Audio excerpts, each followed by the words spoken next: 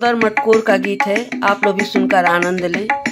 कहवा के पियर माटी कथु के कुदार हो, कहवा के सात सुहागिन माटी कोड़े जास हो, कहवा के सात सुहागिन माटी कोड़े जास हो, कहवा के पांच सुहागिन।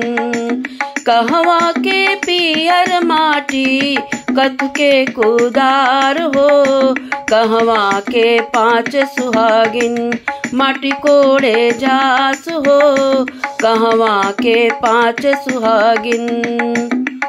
गमला के पियर माटी सोने के कुदार हो, गमला के पियर माटी सोने के कुदार हो, काशी के सात सुहागिन माटी कोड़े जास हो, काशी के सात सुहागिन माटी कोड़े जास हो, काशी के सात सुहागिन।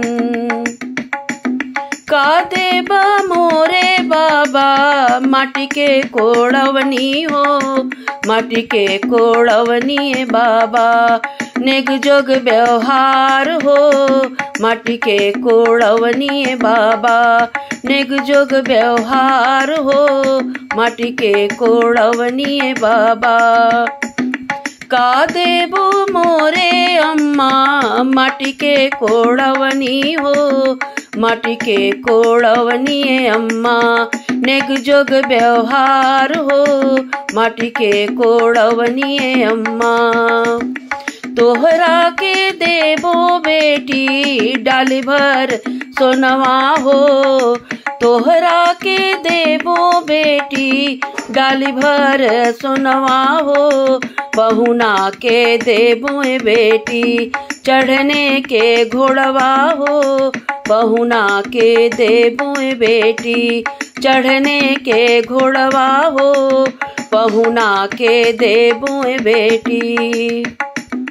का देबू मोरे भौजी माटी के कोड़वनी हो, माटी के कोड़वनी भौजी नेग जोग व्यवहार हो, माटी के कोड़वनी भौजी नेग जोग व्यवहार हो, माटी के कोड़वनी भौजी।